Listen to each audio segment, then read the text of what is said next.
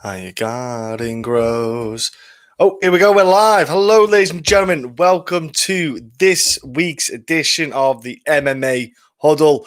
Break it down. Rafael dos Anjos against Paul Felder. And yes, that is correct. Paul Felder, not Islam Makhachev.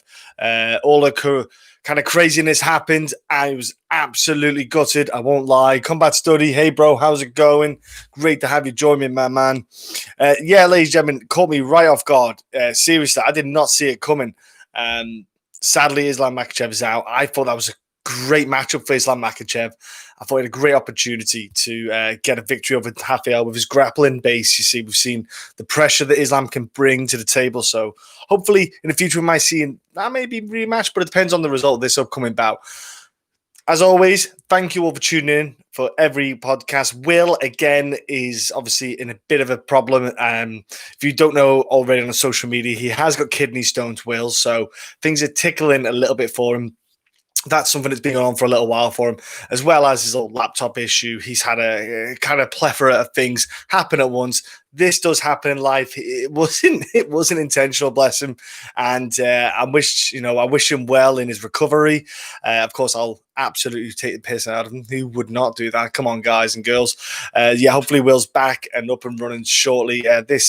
We have talked. He said potentially Sunday, Monday. All depends on how the kidneys are doing.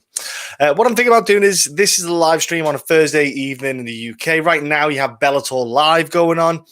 This is the prelim cards. I think I'm tempted to do a live stream. I don't know if you guys and girls are up for it. I might do a live stream in a few hours' time of the main card. On a wild Thursday evening. If you guys want to do that and join me and have a chat and just talk about the fight, watch the fights and talk, be awesome to do. I think I might do that, just something different. But anyway, I'm going to jump into this card coming up now, which is, like I say, the Felder and Rafael card. It's not a bad fight, actually, not a bad fight card. Looking at the card, there's some good matchups. Rodriguez, sadly, what a fight. Brian Barberena against Rodriguez was going to be an insane matchup. One of the fights I was looking forward to on this card sadly got pulled with Brian Barberena. Oh my gosh. It's called a laparotomy, I believe it is. I'm not a doctor, so it basically had internal bleeding. He had a ton of internal bleeding. Could have died. And the dude's alive still. Gosh, that's insane. So that's scrapped. Nicholas Dalby's opponent pulled out. Ryan, and now he's got Daniel Rodriguez coming in. And I'll tell you what, Daniel Rodriguez is a tough opponent for as a replacement, man. The guy hits hard, and especially in Dalby's last fight where he got dropped and then stopped with a submission. He's definitely going to be on his toes with a Rodriguez fight. But that's by the by. That's next week. Not talking about that one, which is the pay-per-view card coming up, which is 255. Let's jump now into this card. Going to start, as always, from the bottom, work our way up. I have, at the moment, the structure of the card is Dontel Mays against Roque Marquez. Okay, so Dontel Mays, ladies and gentlemen, been in the UFC for a couple of fights now. I was on the Dana White Contender Series twice, lost one, and then he won one. As a fighter in himself, I've not seen much out of him in these past couple of fights, really. I've not been overly impressed. He's not done much to blow my socks away. I've not seen much in the way of what he's going to offer in this matchup coming. But at the same time, the guy's fighting Roque Martinez. He's fought in Asia, predominantly had some big fights there. He fought Crow Cop. If you didn't watch that fight, nasty little cut there that he got. That fight got stopped. And he had Jake Nunes, another fight he had.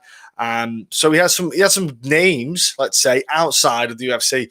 But those fights he lost, the guys he did beat, man, honestly, go and check it out. The guy fought Sakine, he was about 43, 44 years old. The dude was a fossil. Looked like he literally thought he was in a WWE match because he was not made for it. The guy again, Mizuguchi, I believe it was. He was another opponent who was about in his mid-40s. Not guys that are going to really test you. Not really guys that are going to push you up there. When he got to a guy like Romanov, he showed his lack of ability, Roque. He showed that he couldn't handle the takedown, the grappling aspect, the striking side of things. He expects guys to come on to him. For me, in this fight, Dontel's got an opportunity here. I know he's lost two fights. He got, obviously, the fight against Cyril Gane. A lot of guys I feel in the lower rankings of the heavyweight division can write those fights off. Cyril Gane is a guy who's going to have victories over a lot of people. Yeah, I'm all good, Liam, by the way. Yeah, I'm fantastic, dude. Thanks for tuning in. I've done it a little bit later this evening, only because I've seen that last week we had more people end up tuning in at a later time. So I thought maybe because of the time scales with the UK and America, I thought I've got to kind of balance Europe, even not even UK. Sorry about that. Europe and kind of US side. I thought I'd try and balance even Canada. I thought if I do a little bit later, I think 10 o'clock is about 5 or 6 o'clock in the east, and then midday. I can't do much about that. I would love to stay up till 1 o'clock and do it, but I can't do it every time. So look here. I think Dontel's got a good chance here. He's a bit more mobile. He's got a bit more about him in this fight with a guy like Roque. He should have the kind of size of him, should be able to kind of dictate the fight, get the fight to the ground, get on top of Roque, and really get a ground and pound finish. And that's what I kind of see in this fight. I just don't think Roque Martinez is any good, but he's just a heavyweight. So if he hits you, it's going to hurt you. So there's a chance he could win, but I'm going to go Dontel on this one. Next up, we have in the bantamweight division. Here we are. So Geraldo de Freitas against Tony Gravely. Now, Tony Gravely, obviously your man had a fight against Brett Johnson, who's moved over to Bellator, but that was his last outing with his UFC debut where he got pretty much manhandled. Gravely had that kind of grappling aspect, but Brett just really was levels above him. And I really thought it was a mismatch anyway when I saw the match get made up. And this is a far more suitable fight for him. For me, Geraldo de Freitas, he's done nothing spectacular since joining the UFC. The Felipe Corrales fight I'd rather peel my eyes with a potato peeler. It was absolutely woeful. That was rough viewing. I hope that's porridge on your beard. No, there's no porridge on my beard, bro. Do you know what it'll be? It'll be the grey hairs, my friend. All the greys, I've got a mixture of everything down here, up here, down there. My friend, I've got everything, Troy, everything in my beard. I don't know what it is, mate. Let's have a look. Yeah, I've got a bit of everything in it, bro. What have I had to eat? I've not had porridge today, but it could be any food in there. I've found all sorts. But yeah, Tony for me, he should be able to really outwork and basically outshine the Freitas here. I don't see him doing anything other than winning this fight. Tony, he's got the grappling aspect, I think, which Brett had a stronger game, but I just think in this one, Tony could really apply it in this game, get Geraldo to the ground and really start to get a bit of ground and pound. And another probably submission here. On the feet, Geraldo's got a little bit more of a fight, but again, I just think that he's going to engage a little bit, go for the swings, and I just don't think Geraldo's going to be able to handle Tony here in this fight. I think it's really set up for Tony to get a solid victory here. So in this one, for me, I've got to go with Tony. I just don't feel that Geraldo's that much of a UFC kind of level bantamweight. I'm thinking about doing a little thing about UFC level and what it is, and maybe do that stream sometime in the future. But man, I just don't see it. Next up, we have in the women's strawweight division, the ever-present Randa Markos is taking on, here we go, Kanako Murata. Now, ladies and gentlemen, this fight here is a interesting one because you've got Randa Markos, who is ever-present in the women's kind of division, but she's just literally, she wins one, loses one, win one, lose, win, lose, win, lose. She's actually at the moment on a 2-loss streak, which is for her, that's big in her career, So, but she's coming up against an opponent who's fought on the Invictus scene. And now, if you fought and risen deep, so she's been on the Asian kind of side of things, and then obviously came over across the soil and really put herself in a tough spot. Now, her fight against Emily de Coot, she had some tough spots there. Emily had some good chances with submissions. She looked solid in that fight, Emily. It was a tough outing. And you know what? I think if the judges watched that on another day, you might have seen it go another way to Emily. That was a hard outing. I think one of the things that really stood out for me with this fight, 2 seconds, folks. Oh, yes. One of the things that stood out for me big time in that was a little bit of a lack of output from Murata. I just felt that when she got on top of Emily, she showed a bit of a grappling side of things, a bit of power. to really hold it down, but she ends up putting herself in submission opportunities for the opponents. And I think she's going against a girl like Randa Markos, who is she's just awkward. Randa is awkward to fight. She beat Ashley Yoder split decision. She lost to Claudia Cadella, which was a tough one. Then she's had a handful of Nina Ansaroff decision, Alexa Grasso decision, Julia Lima decision, Carla Esparza decision. Randa Markos, que pasa, John? Que pasa? I don't know. I can't remember me Spanish. Pete, Luke. I can do hola, me llamo Donny too, and that's about it, mate. My Spanish days are long gone.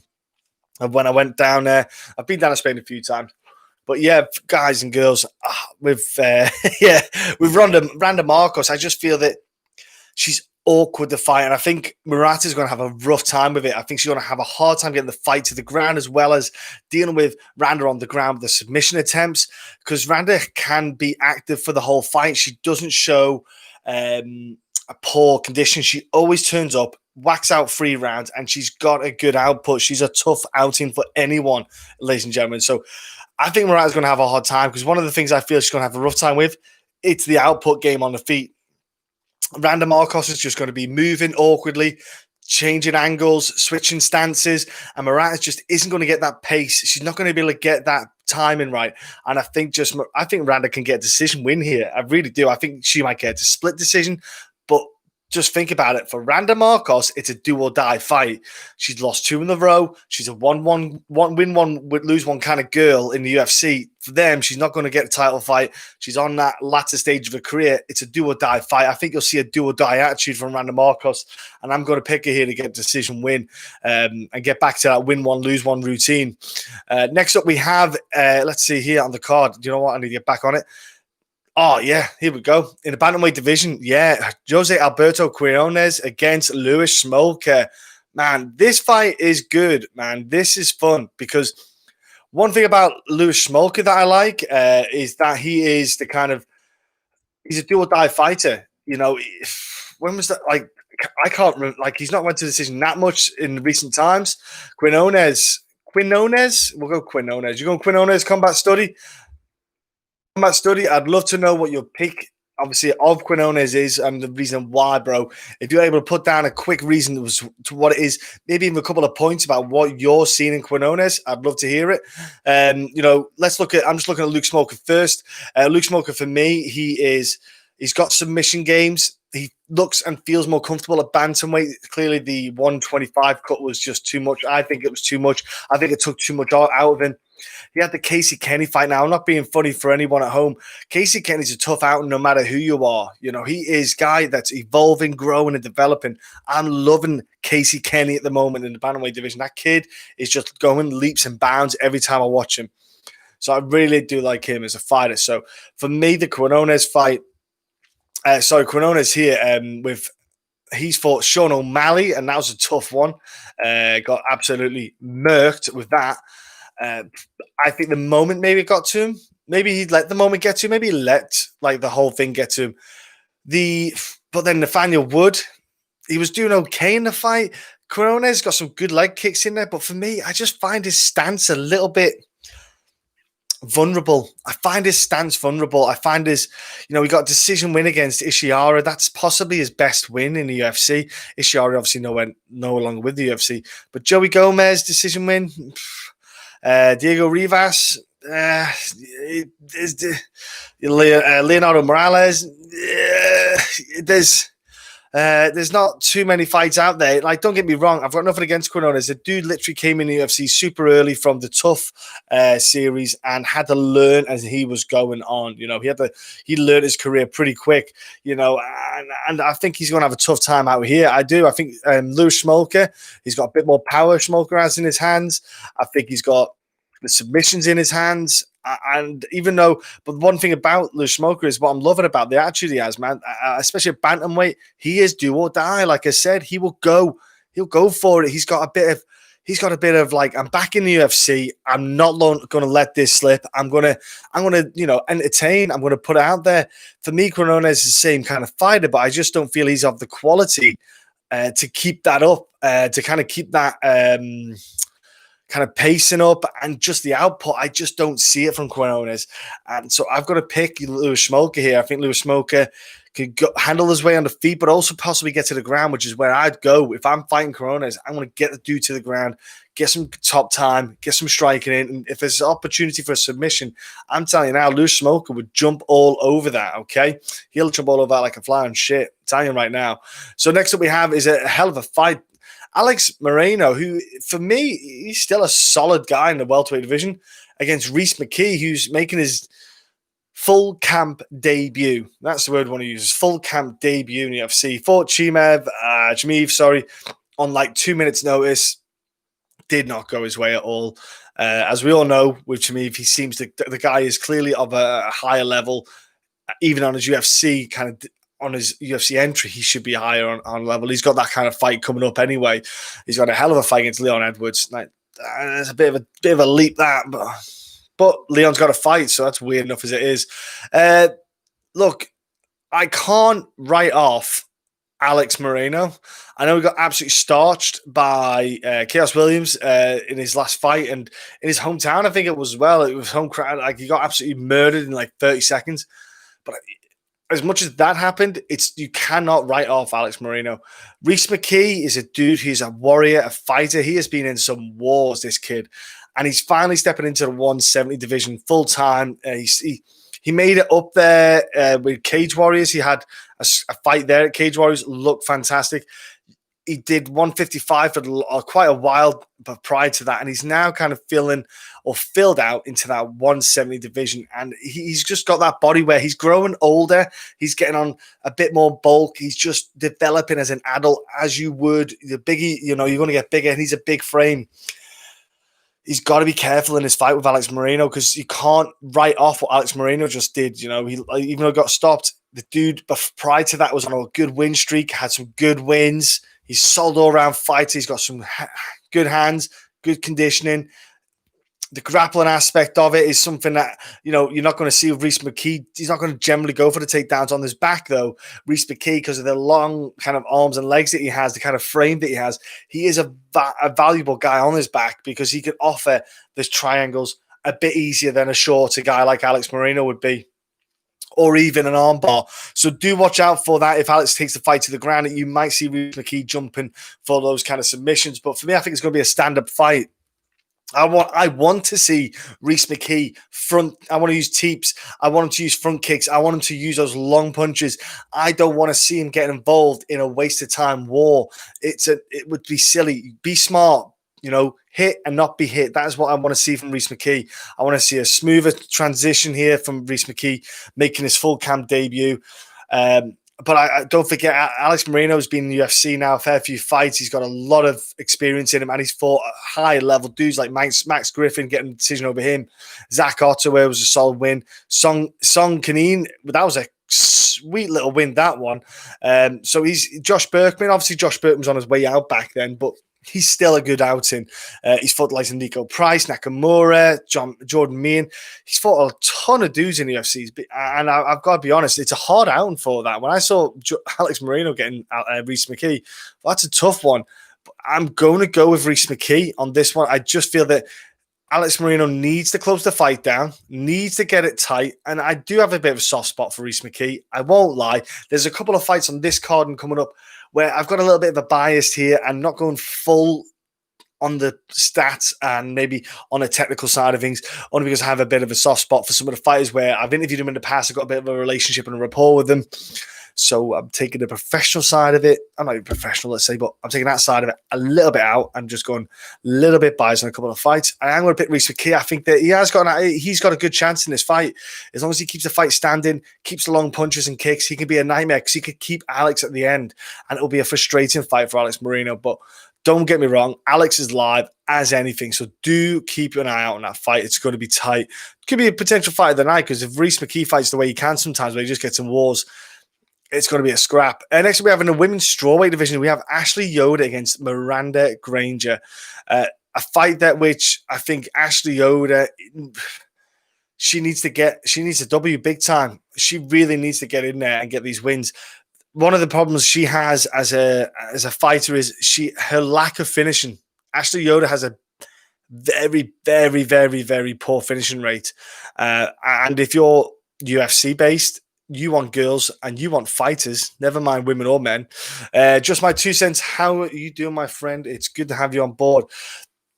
UFC want finishers. They don't want your decision fighters. And even if she was to get another decision win, I think the UFC wouldn't think twice about maybe letting it go and just saying, like, you can't finish fights. And because people don't want to see a boring clinch game on the cage. They want to see a clinch game on the ground. The UFC want you to go in there and they want you to get a nice finish. She can't do it. Ashley Yoder can't do it. She seems to be able to throw a couple of strikes, maybe get the grappling side of things on the cage, maybe get the advantage there. For me, Miranda Granger, like, don't get me wrong, some of the opponents that Miranda Granger's fought on the regional scene, they weren't bad. In fact, if anything, she had girls who had a stronger record than her going into this fight. So Miranda Granger, credit to her. You see some girls have can crutches. Miranda Granger's fought some harder opponents to get away to the UFC, and in doing so, she got the finishes. She had the Hannah Goldie fight, UFC debut. She got a decision win. And do you know what was good about that fight? She kept Hannah away. She kept her on the end. She really frustrated Hannah. And Hannah just couldn't get that. She could not figure closing that gap. She couldn't close it off. And for me, Miranda was, solid in that fight. The Amanda Lemos fight, kudos. Amanda Lemos is a tough girl, hits hard, cracks hard, and she got that there. She really got a good finish there over Miranda. For me, Miranda will learn on that one. She's fighting a girl, Ashley Yoder, who's not going to crack hard, So again, Miranda's going to have a little bit of an air of confidence here. She's going to go in. She's going to see that she's got an opponent here who's a decision fighter. She's not going to fret too much on the feet.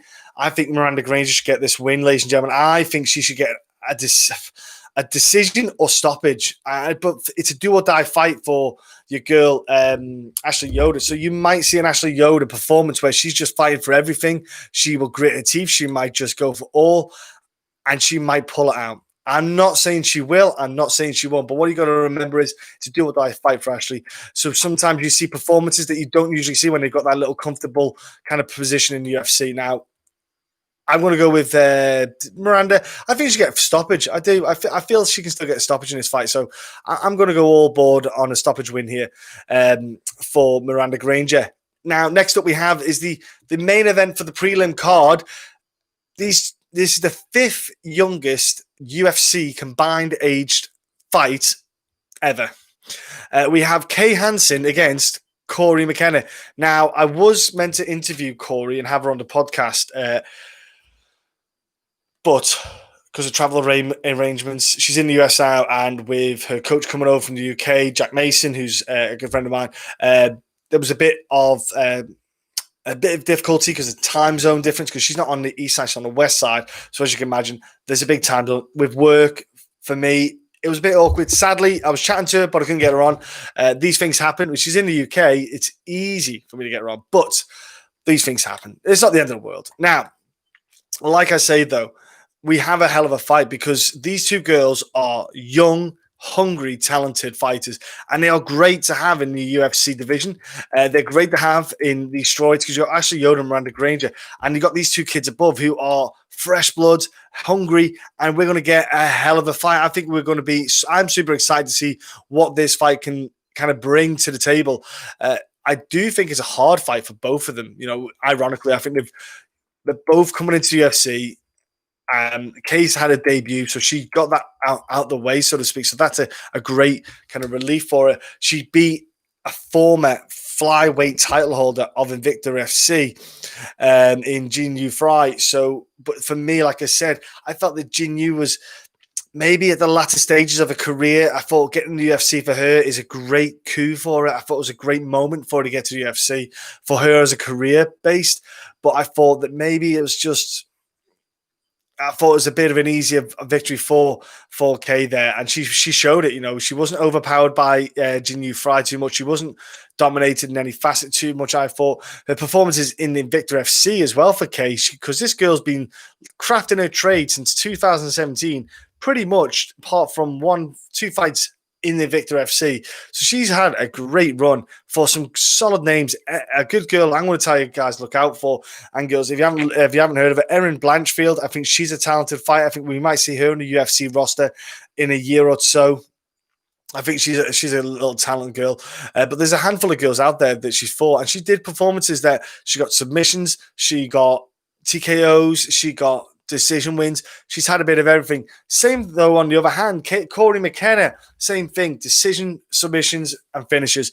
That's what we get. There's a difference between Ashley Yoder and these two girls. I'm torn on it. I really am. I kind of stuck with this one. I think it's a tough one. How are you, the 90s? How you doing, bro? Great to have you on. Frank Z, what are you saying? We need to talk about the beard. Yeah, how did you get it? How can you hold on to it? How can you get a majestic beard like this? My friend, it is time, my friend. And it's my Viking genes, brother. I used to have it trimmed, mate. I used to have it like a nice trim face because shaving was a pain. In the military, I was told by my corporals, drill sergeants, to shave twice because I have quite a coarse beard, and that's a pain in the ass. And so when in like normal day-to-day life, I kind of just eventually gave up on fighting the battle with the beard because it was all the time trimming it. I just gave in to what I am. I am just a gorilla. So I had to give in. I had to, my friend. And do you know what? I actually shampoo, conditioner it, oil it. I do look after it. I take care of it, like the hair on top. I think this will last longer, though, than this. You never know. Whoa. Okay, here we go. The Knights. Cory is underrated here, in my opinion. I've not seen the odds, so I don't know what the odds are yet, the 90s, on Cory and K. Brendan Phillips. Cory is trash, bro. Allow it. K all day.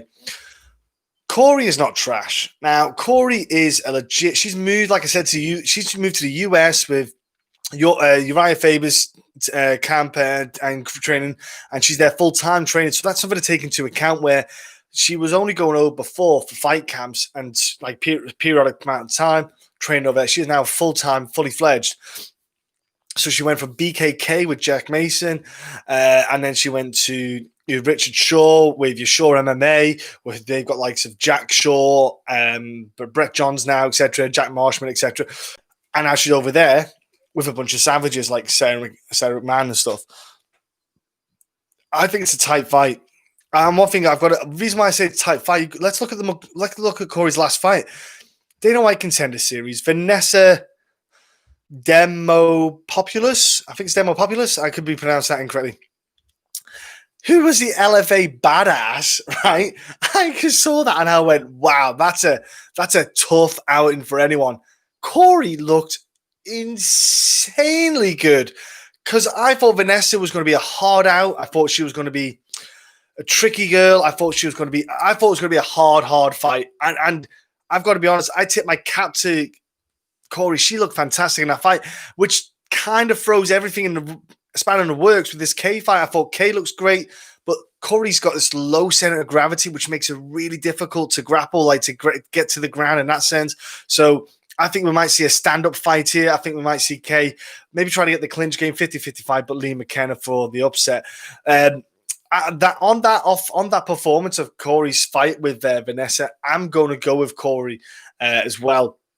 Another reason why I'm going for Cory is, again, a couple of fights in it, like I said to you, a little bit of a slight bias. I have interviewed Cory since for years now, from the early days of her kind of MMA career, and I'm just made up for it getting into the UFC and getting to make a debut. So I can't wait to see that fight. Look, next up we have is a catchweight fight, because regrettably there was another fight change, but these things happen. So we have Brendan Allen against Sean Strickland, who just had a fight against Jack Marshman. Looked fantastic at 195. For me, though, this fight doesn't change my opinion. I was going to pick Brendan Allen anyway. It doesn't matter. It doesn't change a thing for me. I am picking Brendan Allen again. I think, the fight against Jack Marshman, I thought Jack Marshman just couldn't get the timings, couldn't get the range, and he just didn't look at all like his normal boxing self. But I think Brendan Allen is a nightmare to fight. I think he's a tough dude, a tough outing for every guy. And everyone in that division finds him a bit of a nightmare, I think.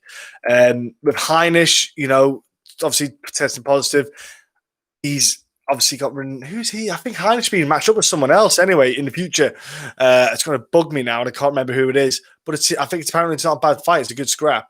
But yeah, Sean Strickland, Brendan Allen. Like Sean Strickland is going to want to jab and run. That is all you're going to see with Sean Strickland in a fight like this, because Brendan is going to want to get you to the ground, pound your face into, and just either beat with a grappling aspect or get that submission win. Sean Strickland, he's got good. He is good off his back foot. He's good moving out the way backwards, man. He's got the jab. He's got the long punches. But I just think the work rate and that kind of hard grind that Brendan puts on you, it is tiring. It is exhausting. It's not the same fight that Sean had against Jack Marshman that he's going to have with Brendan Allen. Two different animals. I see this here. I see that Sean Strickland's going to have a good. I think he's going to have a rough night. I really do. So I'm going to. Oh, my connection is unstable. Wait there. I'm back. My connection is back. Sorry about that, ladies and gentlemen. I don't know what happened. I think the Wi-Fi just had a little bit of a hissy fit. But yeah, I'm going with Brendan Allen in this fight, guys. I think, and girls, I think they can get this out the win. This is the fight. I can't wait. Do you know what? That is a fight and a half, like a short notice fight. It's a good fight to make with Sean Strickland come back. Next up, though, we have your boy Eryk Anders against Antônio Arroyo, or Arroyo, however you should pronounce it, in the middleweight division. A good fun fight. This is going to be a scrap. One thing you're going to have is that they're two stylistically different fighters. I know some of you guys have dropped off the stream there because the internet is a bit of a pain. Sorry about that, guys and girls.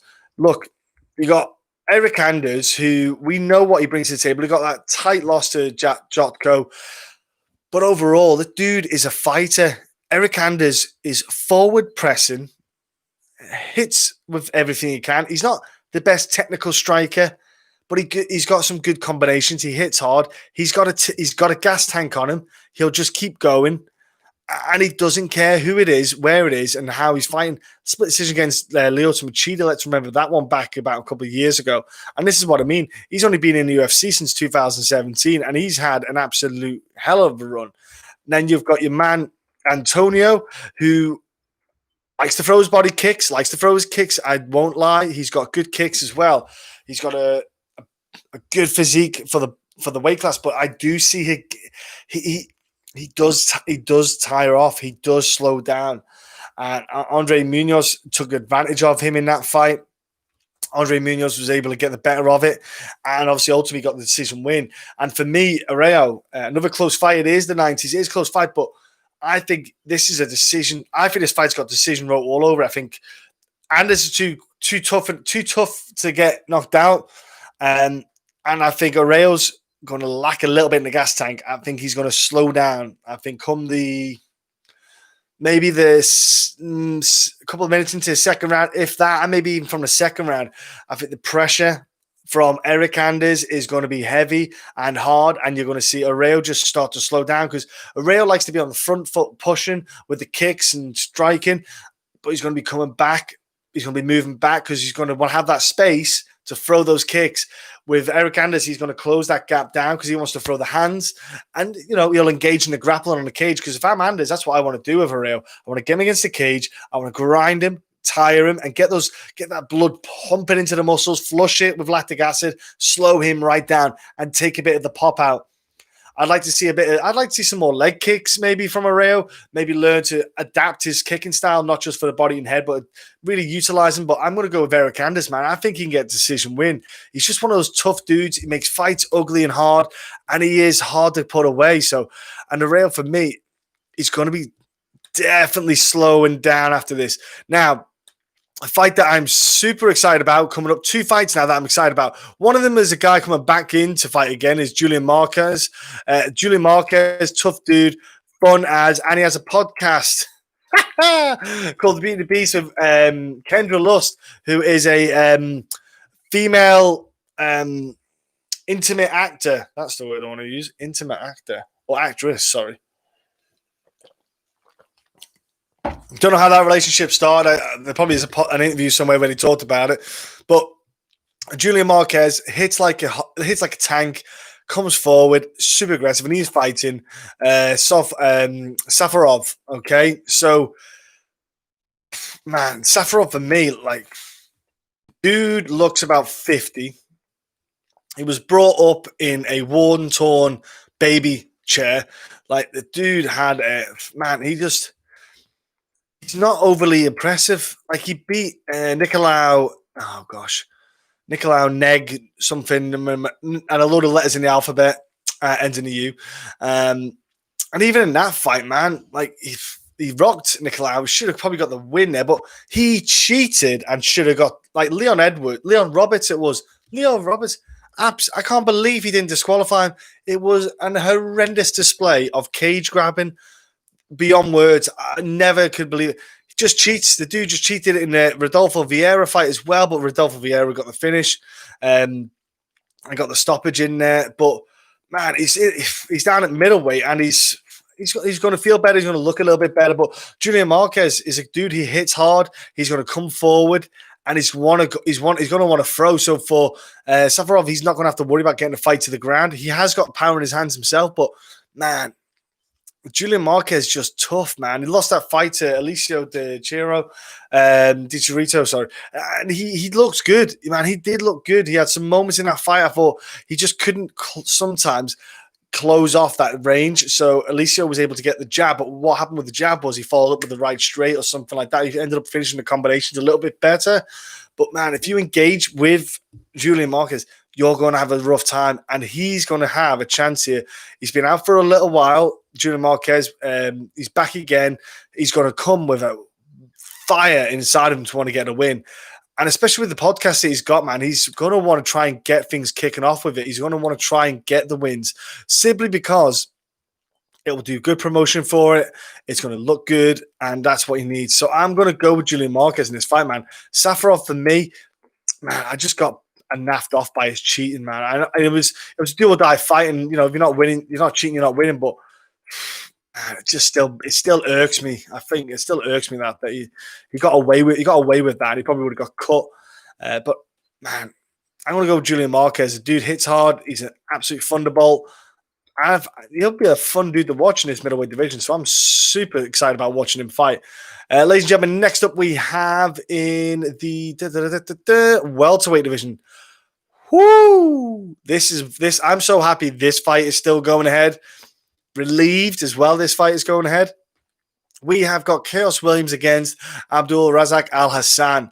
Man, Al Hassan looked abysmal against in his last fight against Lazie. Now, don't get me wrong, Lazie looked tremendous on his side of things. Great kickboxing, utilized body shots superbly well, the knees, footwork, hands, everything. It was fantastic. One thing I would be worried about is that Al Hassan didn't stop. He kept going. He missed weight, don't forget. He didn't look superb. He didn't look in great shape. He talked about it as well after the fight. He wasn't happy in himself with that performance, and he wasn't happy with the fight overall. But he's back again, and he's had that was like what's that, from 5 months ago, something like that. Hopefully now Hassan back in again quite quick. He's going to have a hell of a chance to put on a fight of the night here with Chaos Williams, who Alex Moreno, like I said before in the card, he got upset. Like, Alex Moreno just came in, short notice, Chaos comes in and sparked them quick. Now, I'm not saying Alex wrote him off, but Chaos Williams just threw leather. Now, there's guys like Jeremy Holloway, who we fought prior to this. You can see it on the UFC Fight Pass fight, where he did rock Holloway, but Holloway was able to stay in there and last the decision win. There's other fights as well, where there's other guys who have been able to withstand the strike and the onslaught that he can throw. But don't be fooled by Al Hassan. Like, Al Hassan cracks hard. He hits heavy. If you look, though, at the start of that fight, he kind of let himself, in his last fight, he let off a little bit too much, too early, and kind of let it blow out. But if he's patient a bit more, times himself, I think he's got a guy here who's not of the level. I think Lazie would, I'm probably murdering his name, but he would absolutely school Williams as well. I think he's a far high level kickboxer, footwork, movement, all the 10 yards. He would absolutely win this fight. But This is a brawl. Alison's going to plant his feet. Williams going to want to plant his feet, and they're going to swing. Alison's got the judo, the grappling aspect. If you want to take the fight to the ground, and he 100% theoretically should do that. He should show what he can do, but he will not. He will stand. He will throw. And my word, is it going to be absolutely ferocious to watch. I'm looking forward to it. I'm actually going to bum pick Alhassan. And the dude catches guys, he hurts guys, and he is an absolute savage. I'm going to go Alhassan. I just think that he could take punches. We've not really seen how tough Williams' chin is yet in the UFC. Obviously, we've only won 20 odd seconds. You're not going to see that. So I'm going to pick Alhassan here. I just think he can get it done. I do rate him, even though he's 35 a little bit. He's had a little bit of time off with the indiscretion, so to speak, of the court case that he had. But I'm still going to go that way. That's definitely on my pick. Chaos by name, chaos by nature. This will be a war while it lasts. Bro, it will. It's going to be violence. I can't wait about that side of things. Now we're going to the main events. Again, if you're new to this and you're joining the stream, feel free to comment, join the conversation, hit the like button and subscribe as well. Look, man, Paul Felder, the badass, is going to take on Rafael dos Anjos. Paul Felder, a week away, chilling out, probably getting ready for like some interview, some media stuff, and doing I don't know what he's doing, but yeah. Anyway, man, I was blown away when he stepped in short notice, but at the same time, it's Paul Felder. I was surprised because he's usually not that.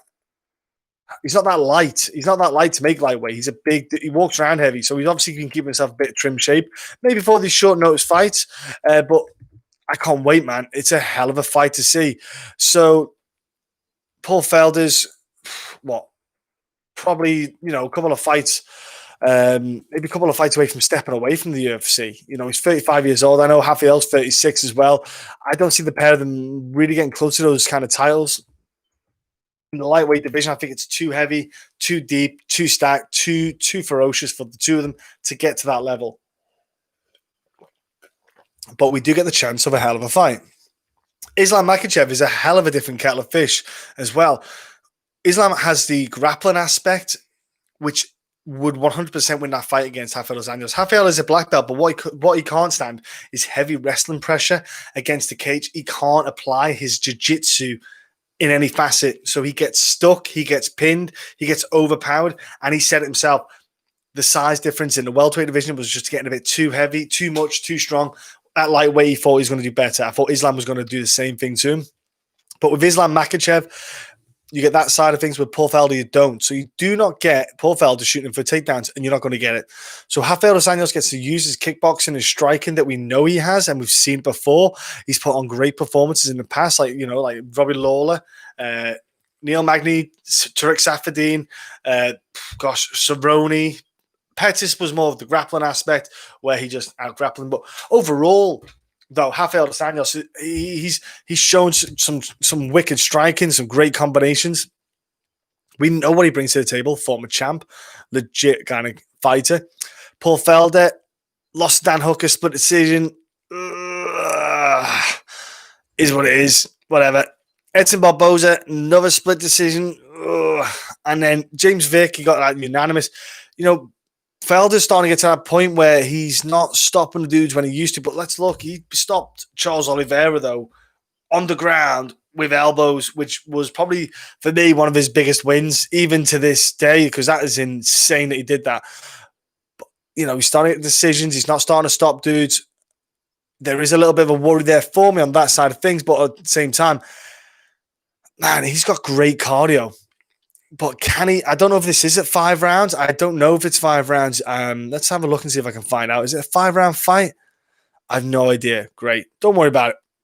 It might be a 5-round fight. It might not be a 5-round fight. But either way, it's a horrible fight for someone stepping in short notice if it's 5 rounds against a guy like Rafael dos Anjos, because he can keep himself going. He's got good conditioning. He's got good cardio. So we've got to be wary of that. Yeah, I'm looking forward to seeing how this fight goes as a fan, because it's a short notice. But obviously, I've got to take a pick and a bet. From a striking side of things, I think Felder could absolutely get the victory here. Man, I'd love to know if it's 5 rounds. I'm going to go. Man, If it's 5 rounds, I'm probably going to go with Rafael dos Anjos. Do you know what? I'm going to go with Rafael. I just think that it's such short notice for Paul Felder, but I feel like he's maybe just coming in a bit too late. Conditioning wise, it's going to take a bit of time to get that fitness up. It isn't. I don't care what anyone says, man. That is not something you can just walk into. Man, I've got to go with I'm going to go with Rafael, but I'm not saying I'm sold on it. I do think it's kind of tight. Yeah, I'm going to go with that one. But hey, I'd love to know what you guys and girls are thinking at home. It's a hard one to pick, because Paul Felder could just do a 5-round action. Combinations, leg kicks. The leg kicks could absolutely stop the fight in itself, and it could slow things down. But yeah, I'm going to go with that one. I'm going to go with Paul Felder. I think he can get the decision win for Rafael, but I think Paul Felder can get in there to maybe get a good kind of 2 rounds in it. I might even see another split, because Paul makes some fights close. He makes them closer than they need to be. But yeah, that's my picks. Love to know your picks, ladies and gentlemen. If you haven't told me already, if you're not, let me know. Felder by KO, 90s. That's what I mean, man. Felder could, man. He could absolutely stop Rafael. He could do it. It's a hard one. It's only because it's annoying. It's such short notice for such an important fight for Felder. Because if Felder came in with a full fight camp against Rafael and gets the win, like, that shoots him up again, those rankings, even though, because he only lost a split to Hooker, so it's not a big deal in that aspect. Beating Rafael, former champ, that would go up there. That'd be great for him. But I just worry about the short notice. We're going to go to the betting side now. Just have a look at the odds, see what is out there at the present time. Like I said before, if you've not subscribed, hit the subscribe button, guys and girls. Great to have you on board with the community of the MMA Huddle. As always, like I say, it is a community. I want people to join in, talk to each other, help each other as well, the bets, and join in conversations. You can agree and disagree, but it's always good to be respectful and obviously put your own opinion out there. That's what I love, listening to what you guys have to say and what you think. Let's look here. Yeah, Roque Marquez, he's plus 185. In a heavyweight fight, I don't tend to touch them too much. They've just announced Overeem and Volkov. Man, that's a hell of a fight. I think that's going to be February the 6th. So, you know, the last run for Alistair Overeem gives him a horrible fight against Volkov. I don't think a lot of dudes out there enjoy fighting Volkov. But yeah, Dontel Mays, he's minus 235. That's about right. Next up, bantamweight division, Tony Gravely, minus 150. Geraldo, plus 120. That's solid. 150 is a good odds. I'd probably go with the Tony side of things on that, definitely. Randa Markos, plus 145. Murata is minus 175. So you got a good dog, man. Randa Markos, she's dog money. You know, she will fight for everything. She will fight for that money. So if you're interested in a dog, I think Randa Markos is she's a little sneaky one there to jump in on. Look at bantamweight division. You got José's plus 110. Luis Smolka is minus 140. Sounds about right. Yeah, it's not bad. Quiñónez at plus 110 is not bad money. Alex Moreno's minus 185. Rhys McKee plus 150. And you've got to take into account that last fight. That's going to have a big effect on those odds. But plus 150 for Rhys McKee, he's not bad. That's not bad money for a dog. Strawweights, Ashley Yoder plus 125. Miranda Granger 155. There's some good odds here, because you can do Miranda Granger and you could team her up with like Tony Gravely, and you're going to get some good plus money here. I like that as well. Minus 155. Strickland minus 110. Brendan Allen minus 120 to pick him. Man, I am surprised at that. That's cheeky. That's just okay. That's interesting. Minus 120. I'd be all over that Brendan odds. Eryk Anders minus 135. Arroyo plus 105. Sounds about right for me, that one. Hansen is minus 230. Cory is plus 180. Woo! Those are, I'm going to say, guys, that's a big gap. I would like to see that maybe K plus 140, maybe Cory plus 120, but that's big. It's a big gap. Because obviously Kay's performance in the last UFC debut kind of helps her out there. Julian Marquez minus 300, yeah. Safarov plus 230. Sounds about right. I like that. It's a big gap, but it is what it is there. Al-Hassan is minus 235 and Chaos Williams plus 185. I wouldn't go near that with a 10-foot barge pole. That is horrendous if you want to put money on that. But Chaos Williams, he has got to hit his chance to do cracks hard. So if you think about it and you're going to want to put like money on a wild odds guy, don't put a lot on him, guys. I'm just saying, if you put a little bit on him, you're going to get a lot back at plus 185 anyway. So it might be a little shout. Paul Felder's plus 155. Halffield minus 190. It's not bad. Yeah, do you know what? I'll take that. That's good odds. Halffield minus 190. Yeah, I like those. Again, I'd stay clear of that too. But there's some good odds there, guys and girls. Definitely some to look into. If you want to put any money on this fight card, I'd 100% get on those odds. And again, thank you for tuning in. We've got UFC 255 next time coming around. We've got Figueiredo against Alex Perez for the flyweight title. You've got Shevchenko going to murder another opponent, Jennifer Maia, bless her. You got Mike Perry, Tim Means, Caitlin Cookin, the tennis player, yelping and not hitting anything against Cynthia Calvallo. You got Shogun versus Paul Craig 2. Brendan Moreno against Brandon Royval. That's another fun fight. Jarquin Buckley back after his viral finish. That's the word I want to use against Jordan Wright. I hope he gets a viral finish against him because I just can't grow. I'm just not a fan of Jordan Wright. Antonia Shevchenko as well. She's on the card against Lipsky, which is an interesting one to have both sisters on the same card. For me, it's like the Pettis brothers when they're on. I didn't agree with it. Alan Joban is taking on Gerald Gooden. Gerald Gooden getting to make his UFC debut. I've had him on a podcast a couple of times. Great guy. Carl Dacus against Dustin Stolfus. Man, it's a handful of fights made. It's going to be a fun card. I'm looking forward to UFC 255. Me and Will should be back together for the UFC 255 card. Should. So please tune in then. Join us all. I hope you enjoyed the live stream. Thank you again for always tuning in, sharing your love. I will be back soon with another stream. I might do another one later in a little bit with the Bellator fight card on tonight. So I'll probably do that. I'll do a live stream. So if you're free and want to chat and just talk about the fights while it's going on, let's do it.